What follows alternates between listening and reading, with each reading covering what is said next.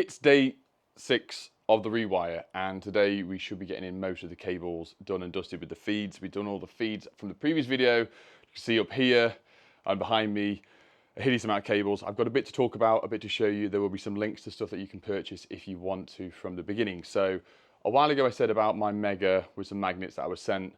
They weren't quite strong enough, so I went on Amazon and I found these. It was these D-rings that I can clip through to the Mega, and then last night arrived magnets. I thought I ordered 2, but it was actually 12. And I was like, oh, are they strong enough? They this, and that. So they come with these ones. I took them off and put them on this. It's so when I'm testing, especially new boards and whatnot, I don't have to put the Mega around my neck. And you can see how strong they are. So they were only a couple of quid for the whole thing.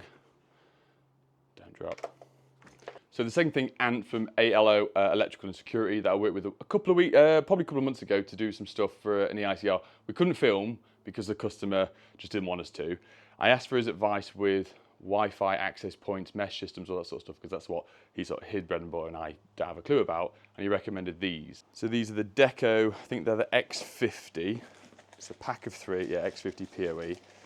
They are small access points that are sort of the same, similar size to a smoke alarm. That, like you say, you can just plug them in, put them around the house. You can do wall mounted, or you can do PoE, which is what we're doing here. And then he said, get yourself a gigabit PoE switch, which we've got.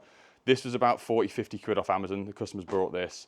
I think this was about 350 quid for the 3-pack. Tara, hello.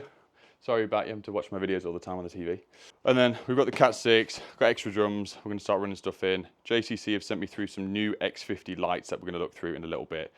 They've got lever connectors, they've got all the good stuff, they're dimmable, so we'll show you through that. So if you guys need any advice or want to look more into the access point or security side of things, I'll put Ant's channel, I think we pinned top comment or in the description. Go and check that out, YouTube, Instagram, go and reach him if you want some advice, or just be really nice and go leave a comment on his videos and enjoy them.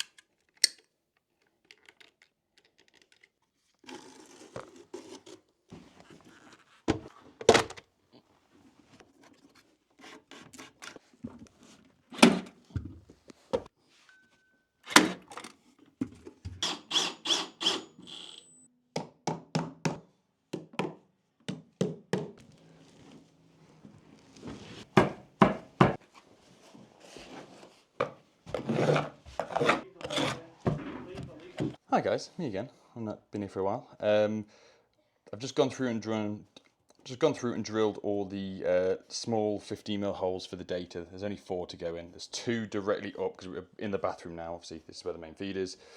But we're going to drill a hole sort of at an angle there where we can see through for the soil stack side. We've got our holes either side. No data cable and power cable are travelling through the same hole, and also they're going to be clipped on opposite sides of the joist. As and when they go up the soil stack, they're going to be clipped this side compared to this side with separate holes for separation. But the two that are going this way, they're going across here and they drill through, which is that hole, which travels all the way up and over. But one thing I have done, which I try to really do, is all these cables are kept on 90-degree bends, so I can staple them all now, get them nice and neat, bring it back to here, staple them all here, then we've got all the slack we need. But none of this was stapled until we had enough slack either side. So we're going to stack them, staple them. There'll probably be 2 stacks, top and bottom. But as you can see here, we've kept our 2.5mm and our 6mm together, and these are all our 1mm and our smoke alarm cables, so we can stack them individually. But there is just the one that goes up to the loft here, hence the break off.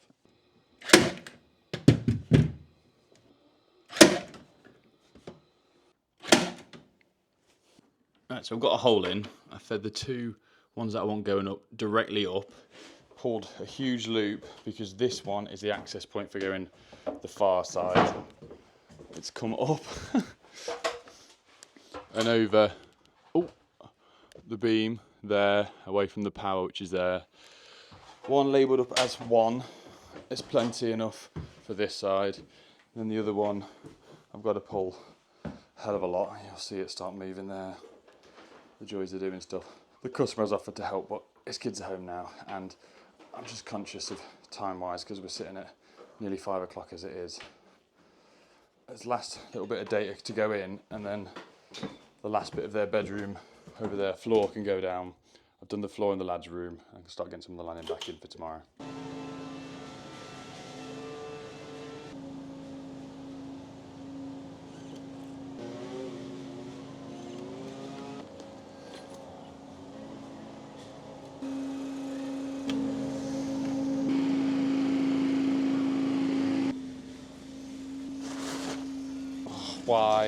Why do they do this? How has it got so tangled? It's like prolapsed on itself.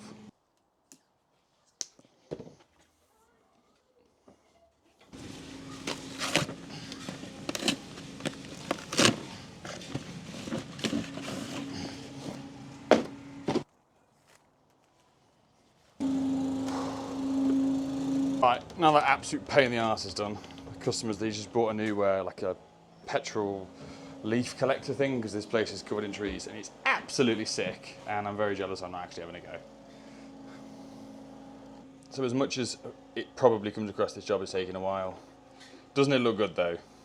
Like, this is what the customer wanted to pay me for, was happy to wait, and know a sort of time scale that we're working for. It's just really happy, really chuffed, just slightly annoyed that maybe when it comes to cut-off day, I'm going to have to leave 99% of the existing cables in, because by then the floors will already be back down and screwed. We're sitting at 5:53, and I'd just run in the last data cable. The last one was going down with all the other stuff, and it's a future cable I'm putting in for potential access point within the kitchen as and when that's done. Just go around stapling everything.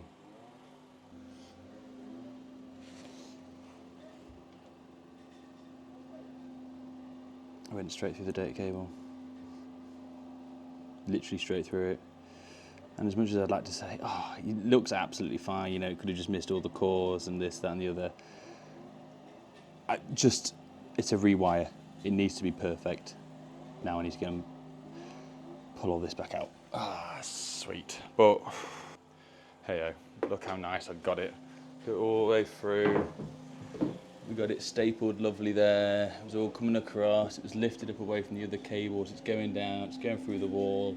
It's absolutely pointless now because it's broken. Right, I know people would go, oh, well, you shouldn't use cable staplers. Out of the thousands of cables and millions of staples I've used, whether it be Milwaukee, the Viper one, or the DeWalt, this is the first cable I've ever gone through. And it's just because as I went round, the cable rolled and I just caught the edge, that's it. So That's been cut. I've put the new drum on. I'm just going to pull it all the way back and hopefully... Right, we're in. I didn't staple through it. Coming across. We're all back to where we want to be. There. They're all in. Cables stapled behind. Not sure what I want to do with that yet, but I just wanted to tie them up out the way. And it's hammering it down, and it's currently... Yep.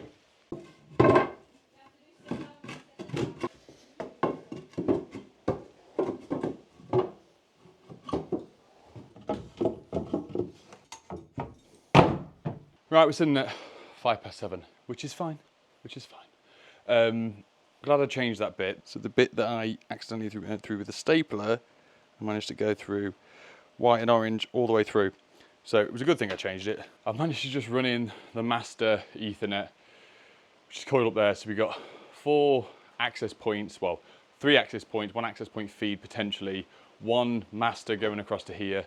And as well, I spoke to Will from Navitas, and even though I've got the double stack board, because of the amount of cables we've got, and I'm trying to separate things as much as possible for future expansion, I've got a really cool idea. So I've asked Will if I can actually have a 12-way board to do with outside lighting and timers and switches and smart switches and all that sort of stuff. So that will be coming up. So he said, yep, no problem at all. I'll send you one across. That will be free, just to let you guys know. Customer knows that. I said, no extra charge for you. It's more work for me, but I think it'd be a really cool, interesting video to do. So I'm going to go home, about 40 minutes home, have some tea, give the kids a kiss, good night, and back here at 7:30, 8 in the morning. Cool. Drop a like in the video. Love you, bye.